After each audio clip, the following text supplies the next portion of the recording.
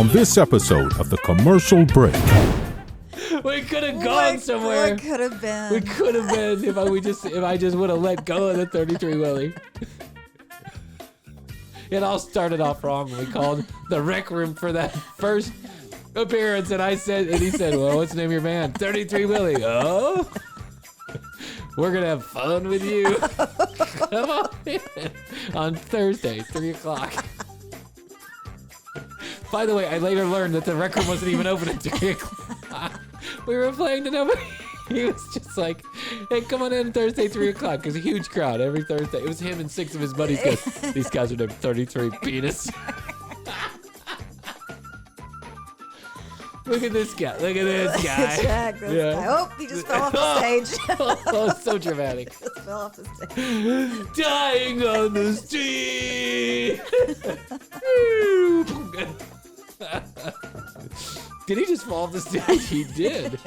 Wow, 33 Penis leaves it all out on the stage. They leave it all out there. And now we're off. Yeah. And we're all just kind of, driving around. Jostling around the back. There's no seatbelts, no nothing.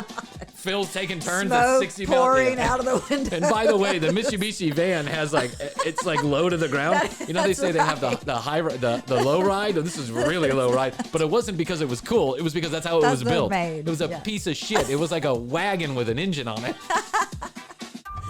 The next episode of The Commercial Break starts now.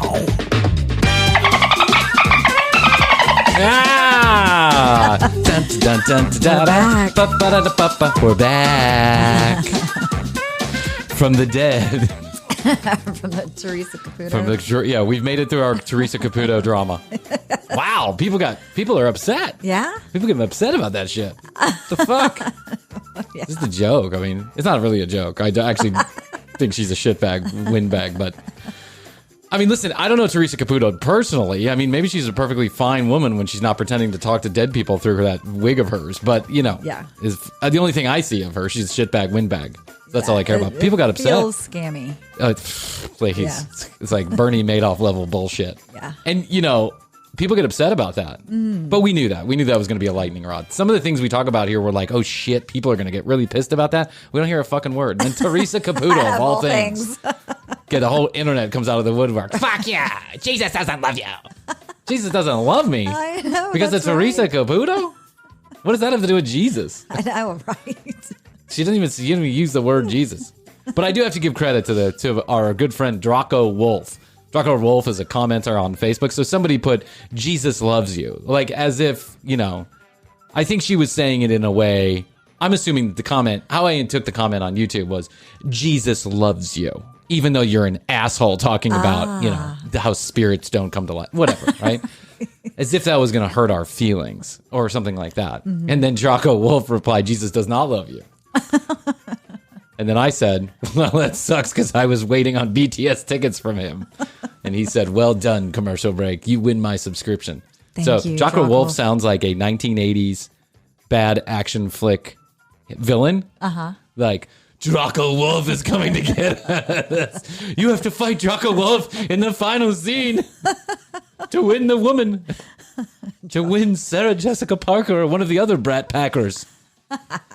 Remember the Brat Packers? Yes. Emilio Estevez and the whole gang. Estevez. Hey, I'm Brian. This is Chrissy and Happy New Year to you. Welcome to the Commercial Break. It's episode Who Gives a Fuck. And it's episode Who Gives a Shit. We just know we're back here in the studio producing fantastic content for you, my friends, and welcome aboard. TCBpodcast.com is where you go. You can find out more about Chrissy and I, read all the show notes. You can get access to our entire library there. I don't know how long it'll be up there, but for now it's there. So go ahead and do it. And please do us a favor. Go to the YouTube channel and subscribe if you want to see what we look like. If you want to see what Chrissy looks like. If you'd like to see what Chrissy looks like, go ahead and subscribe at youtube.com/thecommercialbreak, at The Commercial Break on Instagram for exclusive content you can only find on Instagram, and interaction, pure, unadulterated interaction with Chrissy and I. Here's some really adulterated interaction. That's what I should have said. And And here's some exciting news from the land of the commercial break. We will be doing live Clubhouse shows. That means we're going to record some episodes inside of Clubhouse in the second week in April. That is the week of the whatever that 15th, the second one. Just Yes, I don't even know. I don't have a week. calendar. I don't keep it. It all runs together. The second full week, we're going to be doing shows during the weekdays. If you would like access to Clubhouse and you don't have it and you have an iPhone, you can get a hold of us through a DM on Instagram, and we'll make sure that we get you an invite properly and appropriately. And if you're already in Clubhouse, at Bryan Green, BryanGreen, or at TCB Chrissy, KRISSY, and then you can join the Commercial Break Club, when the club members will be able to come in and interact with us during the show. We have some fun stuff lined up. It's a lot of fun. That is going to be fun. We tested it one time to make sure that the technology was there. We didn't have any followers or any club members at that point, and I think we had like one person creeping. Yeah. And I don't, based on the language they were using to address their name, I don't even think they spoke English. So they were probably like, "Oh, very funny show, very funny." It was Henry Fonda. Yeah, Henry Fonda. Henry Fonda. I don't know where that guy is, but I'm sure he's going to come back with a vengeance one of these days. Yes, that's the way he works. I wanted to tell you that I have a raging toothache going on today. Oh, those are the worst. Doesn't that suck? Yeah.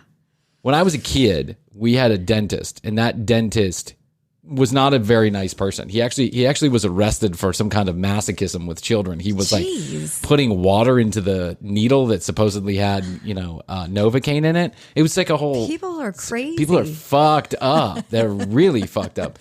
And so this was my dentist when I was a kid. So I have a fear of dentists, very sensitive teeth. And so I like manicure my teeth. Every night I spend like 20 minutes on my teeth. Every morning I spend 20 minutes on my teeth. In the afternoon I brush after I eat, because I don't want to go to the fucking dentist. I just don't. Not for anything except for a cleaning. And I got a fucking cavity. No. And man, does it hurt. It's like nothing like a hole in your tooth to brighten up your day. Yeah. I've had one cavity, so I don't. In your entire life? Mm-hmm. Holy shit. I had like one cavity a year going on there for like a 9-year stretch. But I can only imagine. Yeah, but sensitivity. It's awful. But I was avoiding the dentist for a while there. I'd be like, oh yeah, well yeah, really? A cleaning? I can't make it today. You know what I'm saying? Like I just didn't want to. Yeah, COVID. Back in 1984, COVID. I stumbled upon the most fascinating, and I'm just telling you that because if it sounds like I'm a little nasally or under the weather, I think it has to do with the fact that my tooth's been hurting for 48 straight hours. Plus the pollen season. Oh my God, it's just awful. Getting ready to happen. I already have like a quarter inch of pollen on my car. I know. So when we went out to the car this morning to take Matias to school, he kept on repeating amarillo, yellow. He speaks Spanish too, and I was like, what is he looking at? And then I realized that he was looking at the windshield. Oh, it was yellow. Fucking disgusting, man. That shit gets in your nasal passages and screws all kind of shit up. Yeah, I love Atlanta, but I hate the pollen. It's so pretty. Everything's gorgeous. Blooming. Gorgeous. I went on a walk this morning and everything's just birds are chirping and butterflies and so fun. But yeah, you have these clouds of dust that are just following you around. Yes. It's crazy. Sometimes you can look in the trees and it's the stuff as you can rustle. Yeah, as they rustle, and it's really the pine. I guess they call it the pine. Is it the pine? Yeah, the pine pollen or whatever. It's the stuff you can see is not the bothersome stuff. It's the stuff you cannot see that's the bothersome stuff. I didn't. Yeah, but I mean, I can't imagine that's.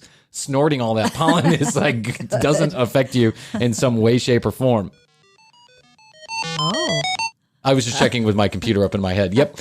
Makes sense. When I used to snort a bunch of cocaine, it definitely affected me in one way, shape, or form. My nasal passages were not the same the next day. And the powder's about the same consistency, depending on who you get it from. If it's been stepped on, you know what I'm saying? If it's the chunky, then then you're like, sweet, I'm gonna be up till Tuesday. Right. I'm going to fake a heart attack later on today. But sometimes you can walk, you can be driving. Like we'll go up to South Carolina sometime soon to visit my parents.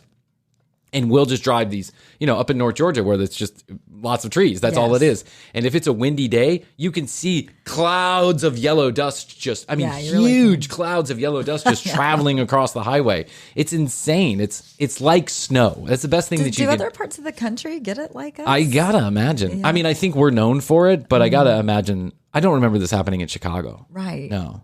I think it's places with pine trees, and I think southeast of the United States is pretty much where they grow natively here. And then we have the dogwoods, and those bloom too, and those are beautiful, but they also let off a lot of stink. So I wanted to tell you about this YouTube channel that I found. Okay. I don't have any clips of it because I don't think it's like comic material, even though a lot of it is very funny and interesting. I just, from a pure interest standpoint, I wanted to tell you about this YouTube channel I found. It's called 5 9th Avenue Project. The number 5 spelled out 9th Avenue Project. And there is a guy who lived here in Atlanta, or I think he actually lived in South Carolina, but was here in Atlanta quite frequently back in the mid and late 80s. And he would travel between New York and Atlanta with a young RuPaul. Oh, wow. Right? And some other, like Michael Alig, the guy who was throwing the parties, the like, what do they call the party monster? That was throwing the parties back in the 80s that may or may not have murdered somebody. Oh my God. Do you remember? No. Do you know who I'm talking about? Okay, so you got to remember that this is the height of the AIDS epidemic, right? And this gentleman, who's a gay gentleman, is documenting every moment, it seems like, of his life for about 5 years on a VHS handheld, video recorder, camcorder. Yeah, like the big clunky kind. Right. And he's just, I mean, even though he's in the gay community and things are very lively and he's having a lot of fun, obviously, and he's hanging out with RuPaul, right? He's just like a normal Joe, but he is literally vlogging his entire life before you even know that vlogging is going to be a thing. Yeah. He's quite frank, and he's now being credited with being one of the first vloggers ever. I love stuff like this. I love looking at pictures and videos from that era. It is so fucking fast. I mean, the guy going to McDonald's is fucking fascinating. Him traveling in a car from New York to Atlanta is fucking fascinating. Him walking the streets of Atlanta back in the 80s is fucking fascinating. His entire life almost is documented. And I think they keep like releasing these new videos that they find, like edited or unedited. He releases there's a video of the day before he died. Oh my he died of a heart attack. But this is like his family and friends. Yeah, his friends. I think. Yeah, I think his friends or his partner is the one who actually found all these videotapes and then decided to put them together. Oh, I can't wait to It watch is the this. most interesting thing in the world, and I shudder to think that only a couple 100,000 views have been had of the channel, because it really is the most fascinating reality show I've ever seen in my entire life. I can't stop watching these videos at night. I'm like, this is awesome. This is incredible. And I hope you find yourself hooked or addicted. And if you're interested, go watch it. This is a snapshot of what it's like to be a gay man in the 80s during the height of the AIDS epidemic. Though there's not a lot of conversation about that. Right. You can just take yourself back to that time when there's a lot of stress and fear going on in the community. He's going to these parties where Andy Warhol is, where the party monster is. He's in the nightlife of Atlanta, the drag queens that were happening at Backstreet, the famous club here in Atlanta. It is just so fucking entertaining that you can't help. And he's walking around with his camcorder. He goes to Lenox Mall. Lenox Mall, and they are just filming a day at Lenox Mall, right? Back in 1988. And he's just fascinated by everything. This is the most incredible mall I've ever seen in my entire life. Must be the biggest mall in the entire world. Must be, He's like so like dry and entertaining. And people are staring at him, not because he's hanging out with RuPaul or because he's gay or anything, but because he's got a camcorder in his hands. They think he's a movie star or something, right? He's just like, people are like waving to him, and he's like waving, hey, waving back. The thing is, he's carrying this thing and filming himself the entire time. Can you imagine just carrying a camcorder around, this heavy camcorder around for things were big hours and at a time? clunky. It's crazy. It's so awesome.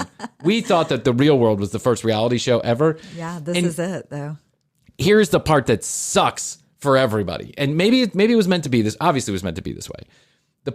He was working on a television deal to put these videotapes out there to the world. And apparently had codified some kind of television deal, or was in deep talks to put these out to the world in some edited fashion. And he passed away at a young age. Oh, I know. Sad. But now we get to see like the He lives unadulterated. On. Yes, he lives on. He lives on. And work. I just got to tell you, Chrissy, I hope you get as hooked as I do. 5 9th Avenue Project. We are not sponsored by them. I am not saying this for any other reason, except I think that if you're into that kind of thing, there's hours and hours of wonderful entertainment. When I'm sitting here editing videos late until the night, I'm like, I gotta have a friend. I feel like he's my friend now. Yeah. You ever get that way? Yes. You ever started to get into a television show, or like you're some kind of YouTuber and you're like, wow. Wonder what he's up to, right? Then you remember it's 1989. It's like, he's not around to hang out. Okay. I'm getting concerned. Taking a breath. I had to take a deep breath. I take a deep breath and my tooth hurts. I'm getting concerned about my children. Oh. Yes. I'm getting concerned about their dating lives. It's kind of young to start worrying about that yet, but well, I mean, it is. Hi, Brian. It's your mom. I feel like I'm my mom didn't give a shit who I dated. Never mind. My mom was not interested. She would invite people, Please date my son. Yeah, please date my son. I just need another friend. I need somebody else to talk to. Hi. How are you and Brian doing? How's things going? Hey, Chrissy. If you were dating me back when I was 15 years old, it was likely your phone was going to ring. Hi, Chrissy. It's Mrs. Green. How are you? Hi, Mrs. Green. Hi. What are you doing?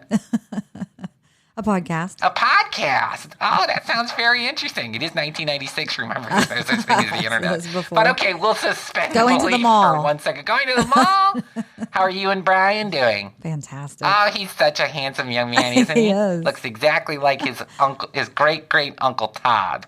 Do you remember Uncle Todd? He was from Indiana. We call him Indiana Uncle Todd. Uncle Indiana Todd. Uncle Indiana Todd Jones. Just like the movie. Well, I just wanted to call and say hello. Yeah, want to go get your nails done next week? Sure. Yeah. Do you want to come on the porch and smoke cigarettes with me? Sure. Oh, it's so much fun. How old are you? 15. Yeah, I started smoking when I was 12. It's fine. Yes. Don't tell your mom. I won't tell her you don't tell her. Do you want to go to Laura Ashley and try on dresses? Oh, Laura Ashley. Laura Ashley. They have the cutest little floral prints. Sure. Do you want a floral print moo with big shoulders that comes down to your ankles? All the girls are wearing them. I'll pass on that one. Aw, well, if you want to come over and tease your hair, I'll be happy to do that. You want to dye your hair? Yes. Permit too. Oh, that's wonderful. I dated a girl named Laura once, and I likened her to like an Uma Thurman type. She was very tall and lanky. Uma Thurman was very popular back then, Pulp Fiction. Yes. I was young, 15, 16 years old. But I always thought of her like kind of like an Uma Thurman character. That was my avatar for her, right? Because she was long, tall, and lanky, and then she had this, very long hair at the time. And so after a number of conversations, I felt like she could be more Uma Thurman if she would just cut her hair. Oh, no. So my mom cut her hair. Yeah, straight bangs. Yeah. Oh, my God. My mom cut her hair on the porch. Yeah. It was just. Oh, Lord. It was like a den of inequities going on at my house. My mom would just let anybody smoke cigarettes, like in the garage, on the porch if it was nice outside, in the garage if it wasn't nice outside. Okay, my dad would always be looking at her with, loving disapproval of everything that was going on in his household. Yes. Like, how did I lose control? Why are you letting these children smoke cigarettes? Oh, Bill, stop. We were doing it when we were 12. My dad's like, I didn't smoke cigarettes. Never smoked. No, he actually did smoke for a while, but he quit when he was very young. I'm getting concerned about the dating world because I'm starting to read about all these kids and how they're navigating the dating world, and I'm watching these television shows about the pregnancies and the 14-year-olds that are pregnant, and it's making me nervous. Well, not that I'm not going to. You're probably just nervous thinking about what you were like when you were dating age. I'm nervous that this, one day I'm going to be in the studio, like working on something, and then all of a sudden I'm going to hear this.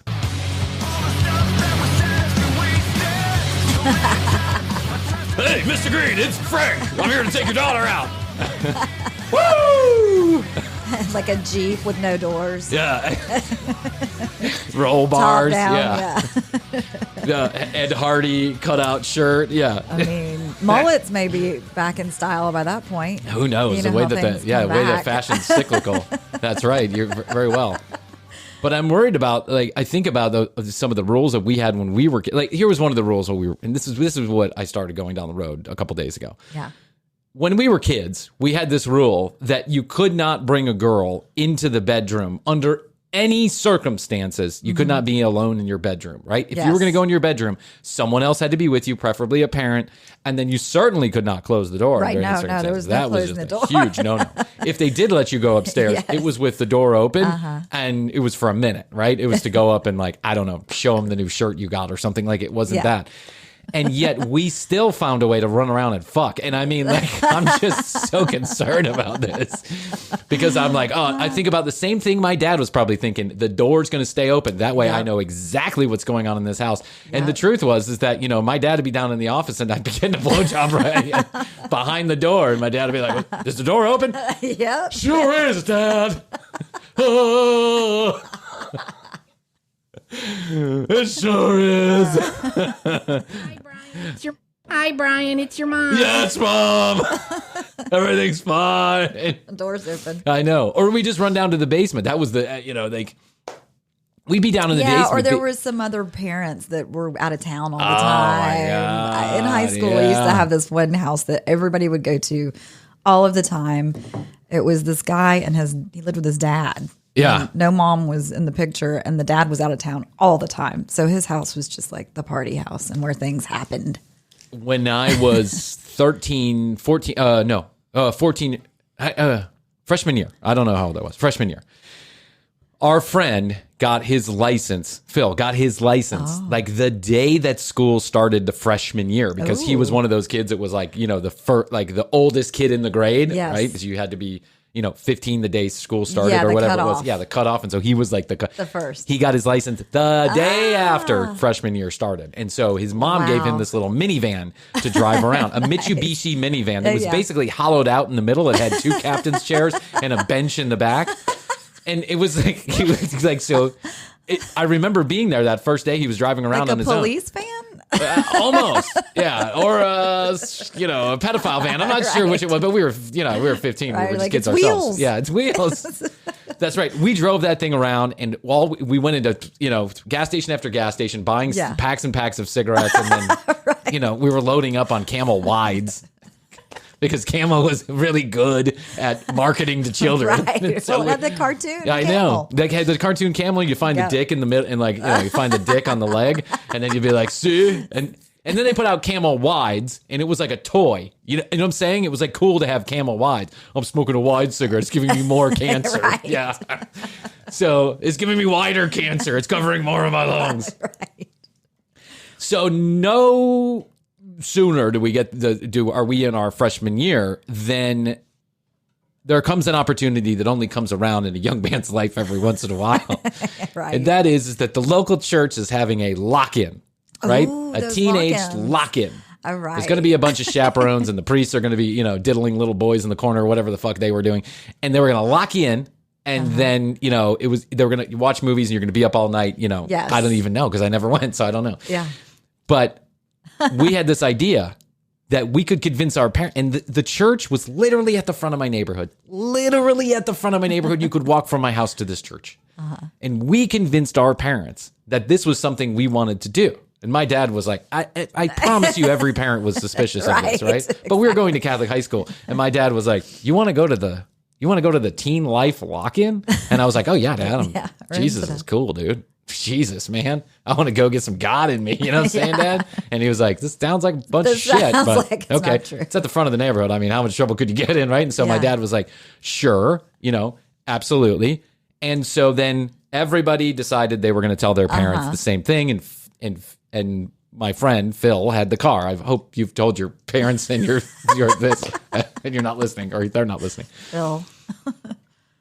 But we had another friend, and his parents were much more strict. His dad was like a military guy, and his mom did not suffer bullshit. No bullshit. She was like on it. She knew everything like that went on. tuner. Yeah, Like, she was like the satellite. the Karen of the day, right? Beep, beep, beep, beep, beep, beep, beep, bullshit. Right. Beep, beep, beep, beep, beep, beep, trouble. You know, Yeah. she hated me from day one. She was like, I could just tell. You know, when you're a kid and you can just tell the parents hate you. Yeah, I got that feeling a lot in my life. I didn't get that. I got that feeling from my dad most of the time too. You didn't get that? Okay, well I did. And so let me tell you, it's not a great feeling. No, I can imagine. So this friend, which I won't say his name, but this friend says to his parents, I want to go to the Teen Life lock-in this weekend, right? By the way, we have no plan on what we're going to do. We just know that we have a car. Their car to and drive around. And a whole Friday night Yeah, exactly. to ourselves, right? Without any parental supervision. What are we going to do? I don't know. Woohoo! Drive around, smoke Camel Wides. Yes. So this friend tells his mom and dad this, and the dad was out of town because I think the dad was in the military. The dad was out of town, so the mom says, no, Not unless I can talk to a chaperone or one of the other parents about this, because I don't believe you. Mm-hmm. I don't believe for one fucking second you want to go to the lock-in at the fucking church, right? Doesn't sound like any of you, and certainly not that Brian Green kid. He is just full of shit. I've seen him smoking Camel Wides. Yeah, he's got Camel Wides all over his breath. He's gotten his dick wet. I know it. And so we're all on we're all communicating about this. And he's like, I don't know what to do. Like, unless they can talk to another parent or chaperone. I'm like, I'm not going to fucking put him on the phone with my dad. This is going to all blow up at that point, right? Now we're getting nervous. To which someone replies, Brian, you're good at voices. You should just do it. And I was like, okay, sure.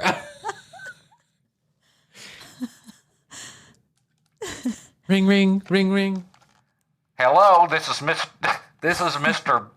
Peters. I'm going to be the chaperone. Yes. My son tells me there's a lock-in this weekend at your church. That's right, ma'am. A lock-in for Christ. Okay, and exactly what is going to be going on? Food and beverage, and I think we're going to do no sex. Definitely no sex, and absolutely no drugs. We will have them locked immediately in the facility. Interesting. And where is this located? At the church, ma'am. I know. What part of the church? It's going to be in the part of the church where we usually hold these things, which is in the back. Located in the back. And where are you from? What's your story? I'm one of the facilitators. I've been part of the church for a very long time. I'm like a priest. I'm not frocked. Oh, very interesting. Where did you grow up? Missouri. Oh, I don't even know. I've never known somebody from Missouri. It's a very nice place to visit during the summer, ma'am. Will your son be able to attend our lock-in? I'm checking off the names right now. Like, now all of a sudden, I'm like, I just want to get off the phone. Right, She's asking questions. And she went deep. She asked like 12 more questions about my personal life. Well, not my personal life, Mr. Peters' personal life. I don't even know who Mr. Peters is. And I'm doing this fake fucking Southern accent. I'm from Chicago. And she finally goes like this. Well, I certainly appreciate you being candid. And I will talk to my son about this. Bye-bye. And I was like, oh my God, busted. Totally busted. She used the word candid in a fucking sentence. Who uses the word candid in a fucking sentence? No one, unless they know you're lying. Thank you for being candid, right? I was like, oh my God. 2 hours later, we get the call. She said, yes, I can go. And I'm like, whoa. What?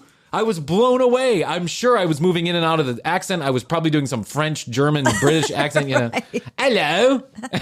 Hello, I'm from Missouri. Bonsoir. Bonsoir, mi amigo.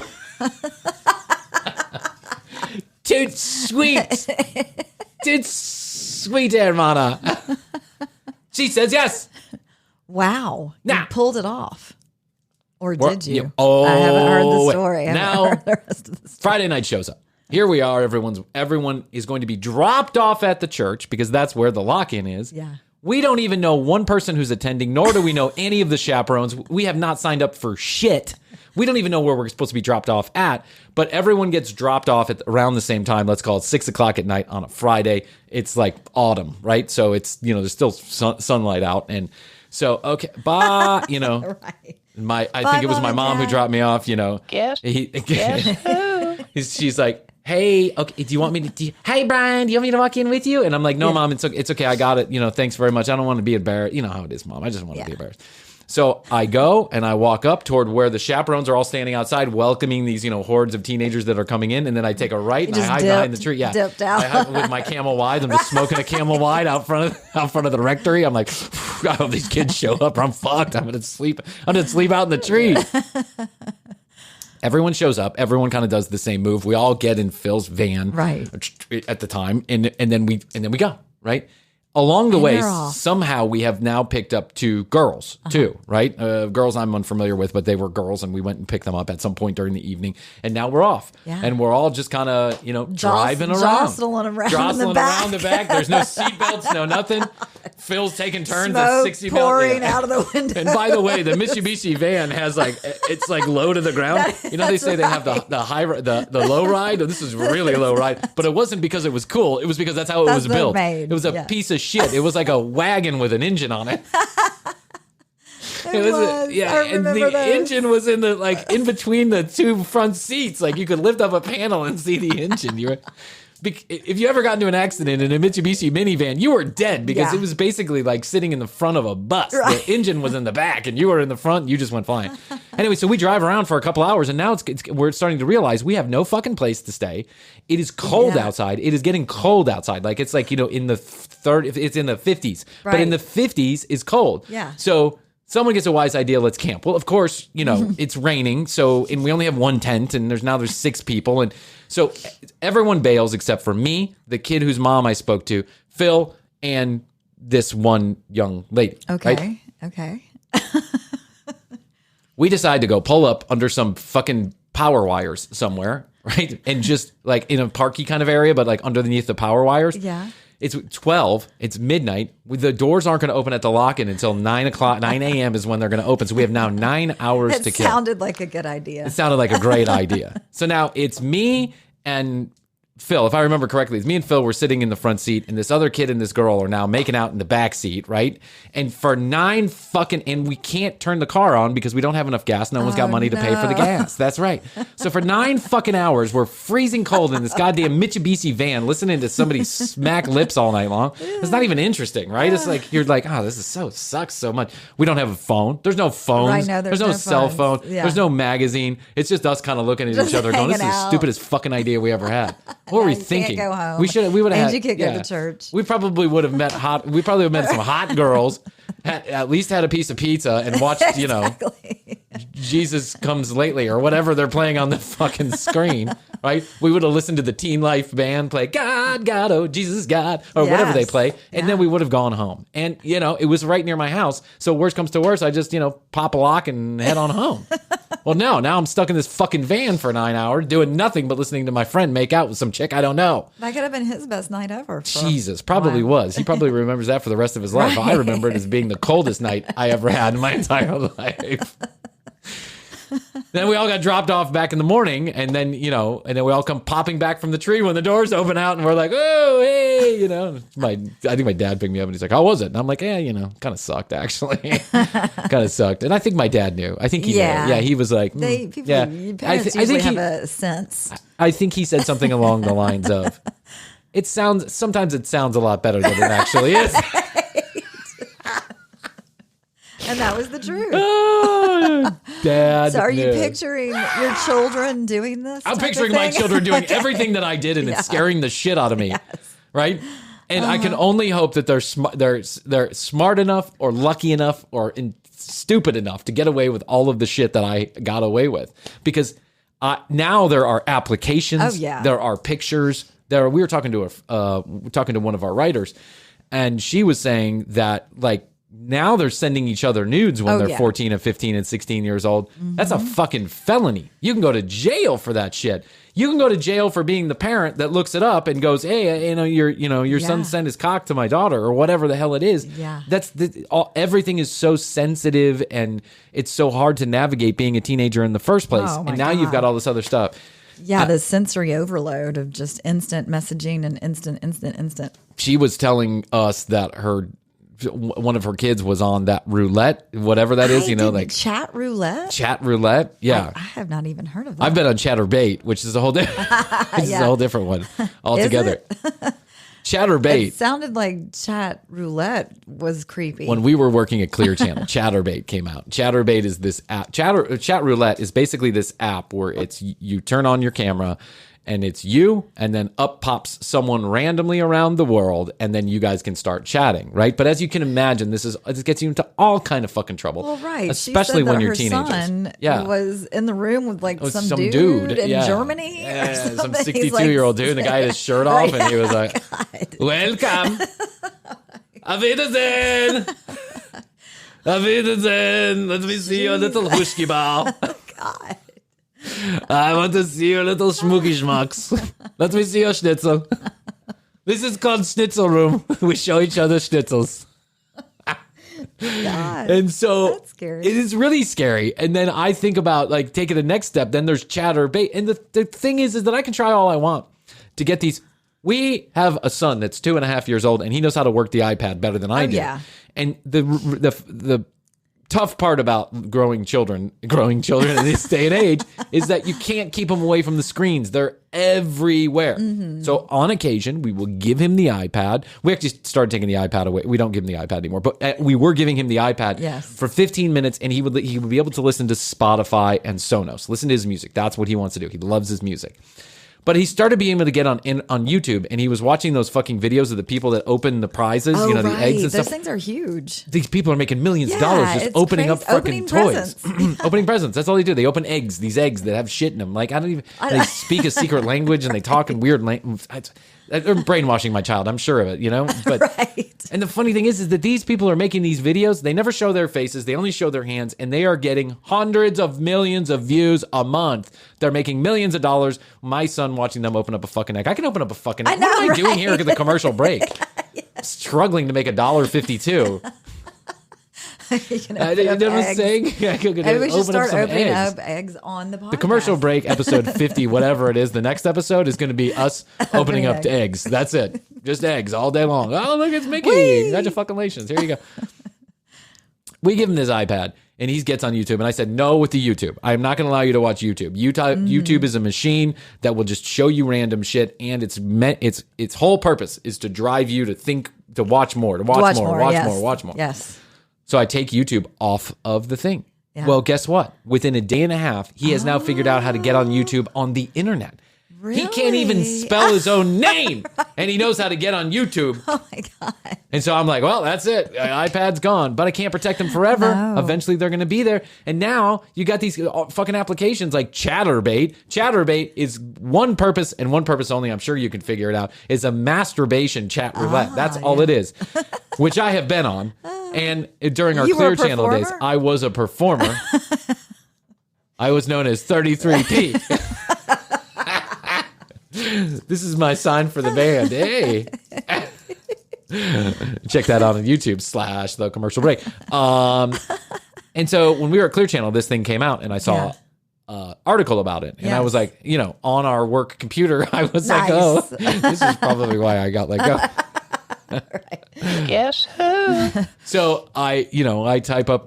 No, the IT guy was going to strip clubs at lunch. I remember that. I don't want to say too much because he's an IT guy, and he probably still has a locator on my phone 13 years later. But while he was a nice guy, he was the definition of an IT guy. He was like back in his little hole in the server center, watching what everyone was doing on their computers, including me, as I was scrolling through Chatterbait. And for every 22 cocks, you got one saggy tit. That was it. Or 2 girls that were like, would flash you and then turn it off, right? They would be onto the night. They were just fucking with people, right? And I was like, this is a stupid app. But now I'm thinking, oh my God, my children could be watching or on there. Either or. What does it matter? I mean, look at this guy. I'm not a cat. That guy is going to be known forever as I'm not the cat guy. What if my son does something stupid and it gets put on video and then forever and ever and ever, amen. That's the thing. This commercial break will live on forever somewhere. It's going to be like 9th Avenue Project. Somewhere, somehow, it's going to be on. Chrissy just looked like, oh, shit. I think. Oh, yeah. She's that's like, right. Thank God we have not signed paperwork. Yeah, that's right. Lives forever.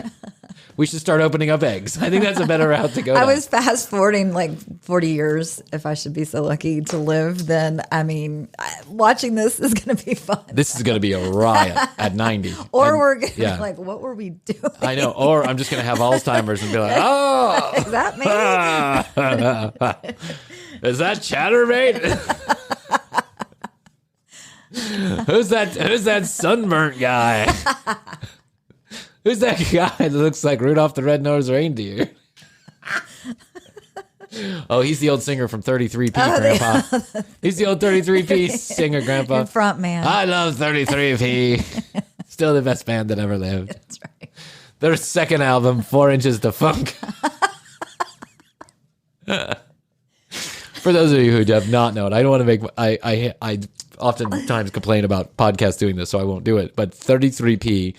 33 Willie was the name of my first band in high school.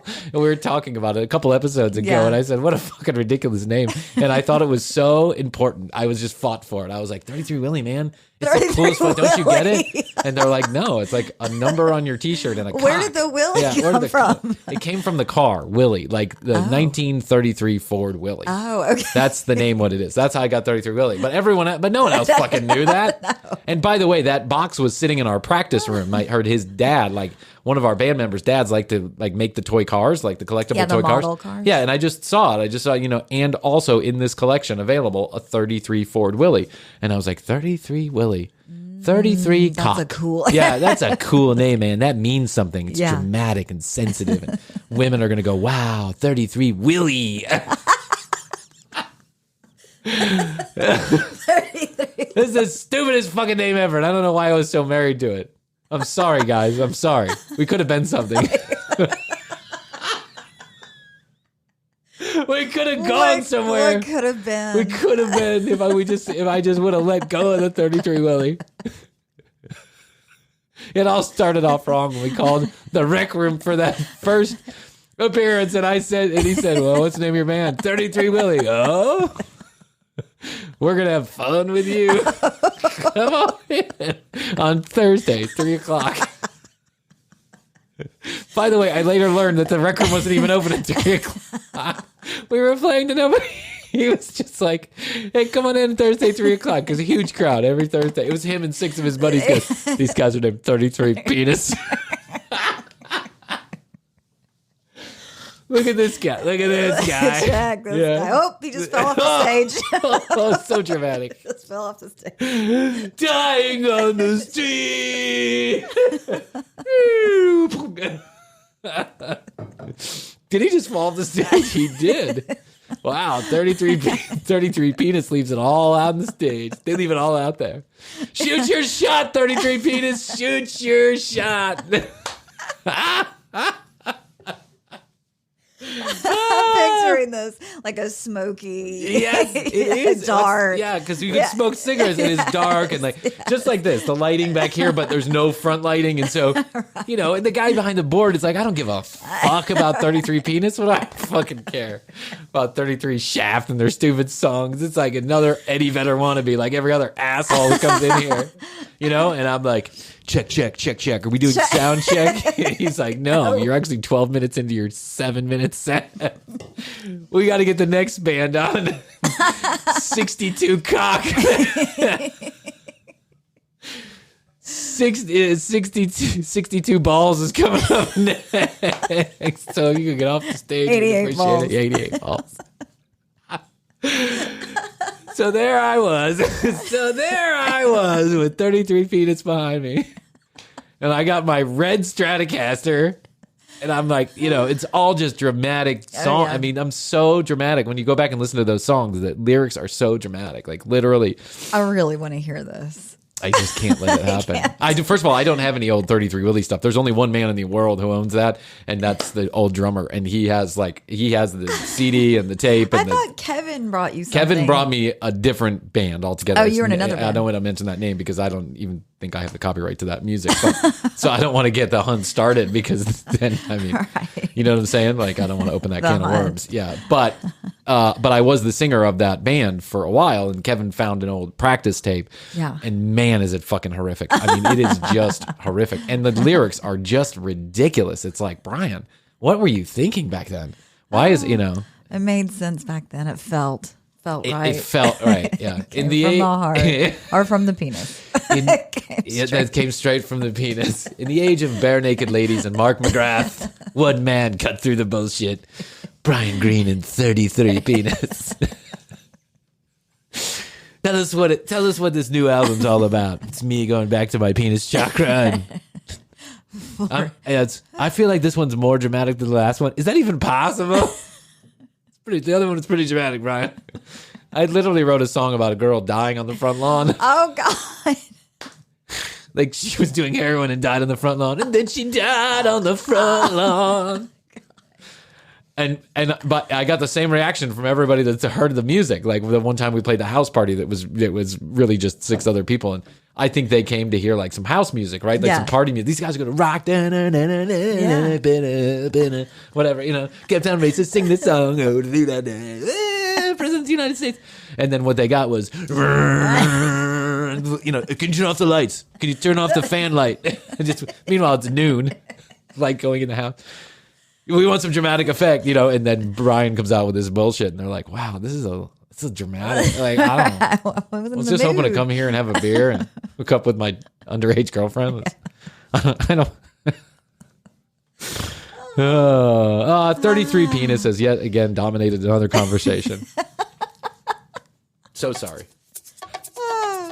How did we even get back on 33, Willie? What's that? I don't know. That's what happens in the show. The new tagline is a break from reality and into absurdity. We're living up. We're living up to we make promises we keep here. It's 30. Excuse me. 33. At the commercial break. The commercial penis. Here at the commercial penis. BetterHelp.com/commercial break for 10% off your first month of therapy. Thanks for sponsoring the show today. Yes. BetterHelp.com, TCBpodcast.com. The brand new TCBpodcast.com is where you can go to find the entire media library, read show notes, find out more about Chrissy and I. 470-584-8449 is where you can text us if you need a Clubhouse invite, if you want to find out more information about us, you want to share an idea for the show, whatever you want to do. Hit us up, 470-584-8449, and at The Commercial Break on Instagram. We have a link tree to all of our pertinence, all of our socials, Clubhouse, all that. It's all out there. Yep. Join the Commercial Break Club on Clubhouse to get access to the live shows, the shows we will be recording live in Clubhouse in the second week in April 2021, in case you're listening to this in 2026. Yeah.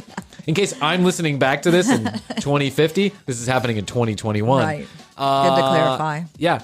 And that's it. That's all I got to say. Oh, join the Comedy Podcast Club if you get a chance to. It's a club that I started to support comedy podcasts. Yeah. The whole category. Yeah. A lot of cool people are joining that too. And there's a lot of good stuff, a lot of great stuff coming up. Mm-hmm. And if you want to know about it, probably the best place to learn is on social media at The Commercial Break. There's only so much we can get into here in the show. And I don't want to make it 15 minutes of show liners. So that's it. Well, thanks. It's been another fantastic episode about my penis. Yes. And who's going to argue with that? I love you. I love you. Until next time. Bye. Bye. The Commercial Break. New episodes on Tuesdays and now Fridays. New YouTube clips drop daily at youtube.com/The Commercial Break. Visit tcbpodcast.com for access to our entire media library.